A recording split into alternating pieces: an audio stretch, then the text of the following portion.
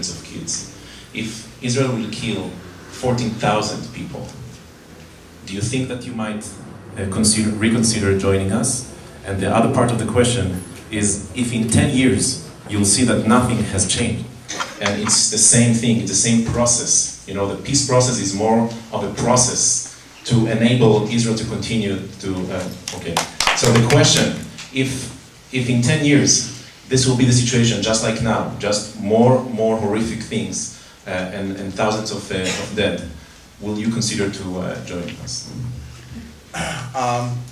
I'm beginning to feel like Amos Kenan wrote an essay in 1969 that had a huge influence on me. I guess it didn't, because it just convinced me of what I already believed. He wrote, it's a letter to all good people, in which he says, I have been rejected by the left that I have belonged to all my life. It started off, I love Cuba, I believe in Fidel Castro, but I'm not allowed to love Cuba because I'm an Israeli and a Zionist. I'm frozen out of the left because I believe in supporting my own country. And I will begin to feel like that. No, I won't support dismantling the Israeli state, or I will not. Again, your goal is to have Israel stop being a Jewish state, a democratic state. Israel originally aspired to be as Jewish as France is French. That is, it should have a culture that reflects its majority. Aspirationally, the majority will remain Jewish. That all citizens should be full citizens. And again, it has not lived up to that. It's gone better and it's gone worse. But the goal is not to deprivilege people who aren't Jewish, but to make a state that lives by traditionally, what we regard as traditionally Jewish values, in which all citizens are equal. If it doesn't go there, I will be very, very sad. I will consider my life's work, essentially, to have been a failure.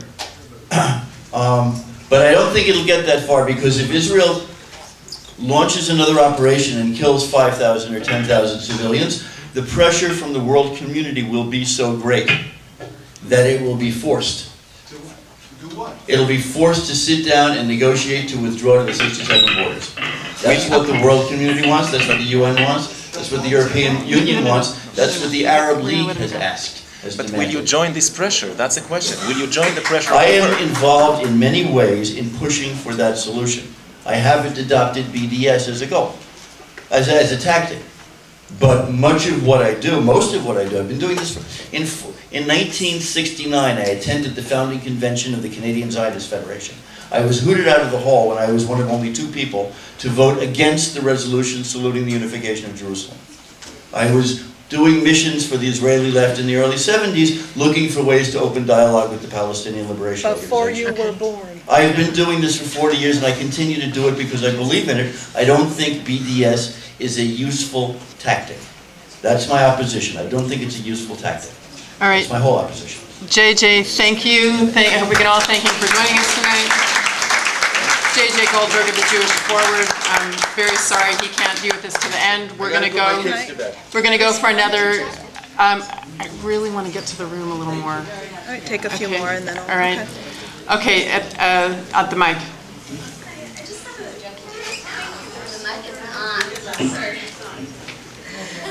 Thank you, first of all, for having this discussion. This is great. You have to speak loudly and directly into the tip of the mic. Thank you, first of all, for having this discussion here. And this question is kind of aimed at JJ's presentation, and he just left. And my question is, from kind of a human rights perspective, like a Universal Declaration of Human Rights type of perspective, how can you support a state that's based on religious discrimination? Okay, thanks. Phil in the back, you have your hand up? Repeat the question. Yes. Okay. How, did you want to repeat it? How can she support a state that's based on religious discrimination? All right. I want that microphone. You want me to answer? Or do you No, want I want to take a few more comments. There's too many hands in the air. I'm sorry. Yeah. Yes, go. Who?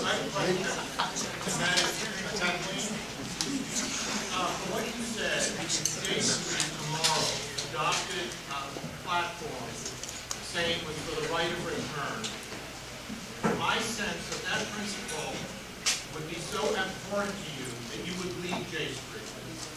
But I'm moving toward a point and a question. Right now, based on your position that you've made clear you do not endorse. You said that you support targeted, you will not buy goods from the West Bank. They won't go there with you. Why can't these people in this room want action? Why can't you tell them that you will commit yourself to getting J Street to support your position?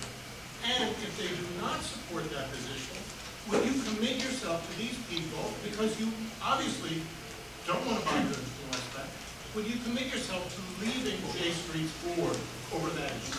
No. Okay, very personal challenge. My answer is very simple, no. There are, I'm on the board of Human Rights Watch. There were two comments directed directly at me. They're outnumbered in the room. I think it's okay. I think we all belong to organizations that take positions by and large that we endorse and that we agree with, and occasionally don't. I am on the board of Human Rights Watch. It occasionally takes a position that I have some issues with. I don't quit over that. If an organization takes a whole lot of positions that I don't agree with, then I quit. I'm sure you've all been in that position.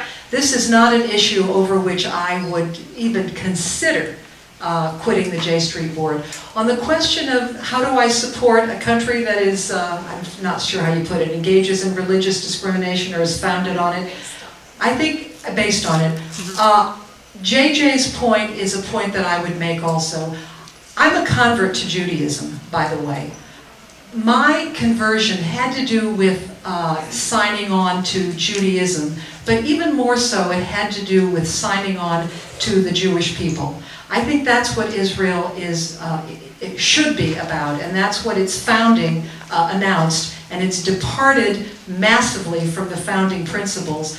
But the Declaration of Independence doesn't endorse religious discrimination. In fact, it rejects it. And I reject it. And I want the Israel that I love to reject it. It's doing a very poor job, but that's not its foundation. Its foundation is equality and non-discrimination. And it's sadly disappointing. But it's not a country that is founded upon the principle of religious discrimination. I'd actually like to see if there's anyone whose hand is up who... This guy here. Right here. There's actually only one moderator here. I'd like to see if there's anyone here who is opposed to BDS. I know that was a minority in the room who would like to speak. Sir. I'm talking to the everybody in the back. Hear me? Yes. You're the only one we can hear. There's a little confusion, and there are many debates now. The debate about BDS as a tactic is a legitimate debate, and I thought that this would be the subject of the debate. It is not. It is about the objectives and goals of the BDS movement and of the two panelists who are here. And you are the soft side of that movement, with the core and leadership being much more radically hostile to Israel than even you are. Therefore, I view it, I know you are sincere, I will not accuse you, but if the objective of the BDS movement is to get the right of return and effectively a one-state solution, then say so. We have a movement for this and this and this, and these are the objectives. Instead, and I'm going to read it, blah, blah, blah, blah, blah, the first two lines, my eyesight is not so good, but you can read it. In generalities about motherhood and apple pie. One last thing, Jonathan.